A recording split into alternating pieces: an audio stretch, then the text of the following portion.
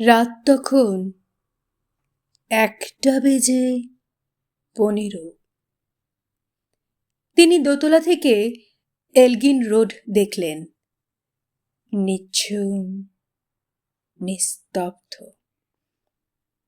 পথে পথে গোয়েন্দার টিকটিকি, যাতে কোনো মাছি গলতে না পারে।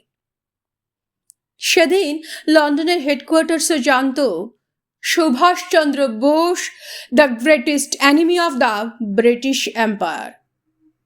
লালবাজারের কমিশনার স্যার ফেয়ারওয়েদার নির্দেশিকা জারি করেছেন, এলগিন রোড অবরুদ্ধ করো, বাঙালিকে বিশ্বাস করি না। পাঠান ছদ্মবেশ নিয়ে আয়নার সামনে দাঁড়ালেন সুভাষ। নিজের বিছানার দিকে তাকালেন।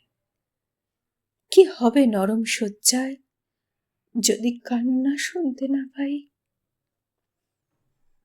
গাড়িতে এসে বসলেন। গাড়ি কলকাতা পার হয়ে জিটি রোড ধরল।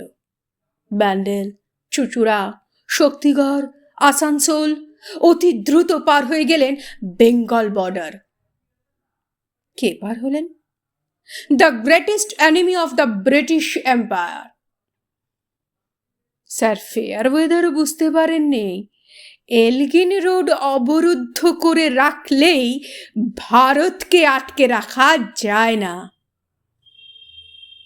বেঙ্গল বর্ডারে গাড়ি থামালেন, নেমে দাঁড়ালেন। পবদিকে মুখ করে প্রণাম করলেন বাংলাকে। মুখে বললেন, মা। গোমো জাংশন, এইখানে দিল্লি কালকা মেল থামবে, ফ্রন্টিয়ার এক্সপ্রেস। ততক্ষণে সারা কলকাতা জুড়ে শুরু হয়ে গেছে তল্লাশি। সুভাষ দাঁড়িয়ে আছেন সমাহিত, জনমানবহীন গোমো জাংশনে। ট্রেন এসে দাঁড়ালো। সুভাষ একবার পিছন ফিরে তাকালেন তিনজনের দিকে, শিশির, অশোক আর মীরা। তারা আর তার ভাইপো নয়, যেন তিনজন শিকল পরা মানব মানবী। তাকালেন অপমানিত ভারতবর্ষের দিকে। তিনি যাবেন কাবুল, কান্দাহার হয়ে জার্মানি। তার লক্ষ্য নিজস্ব সেনাবাহিনী, তার লক্ষ্য স্বাধীন ভারত। গোমো জাংশনে তখন শুধু কুয়াশা, এক ভারতবর্ষ কুয়াশা। শিশির, অশোক আর মীরা পায়ে হাত দিয়ে প্রণাম করলেন তাদের কাকাকে।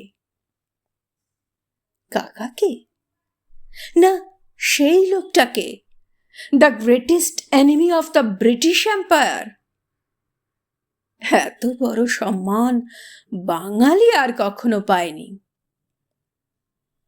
সুভাষ কালকা মেলে পা দিতে গিয়ে আর একবার ঘুরে দাঁড়ালেন ভারতবর্ষের দিকে। উচ্চারণ করলেন, মা। ট্রেন ছেড়ে দিল। ইঞ্জিনের ধোঁয়ায় ভরে গেল গোমো জাংশন।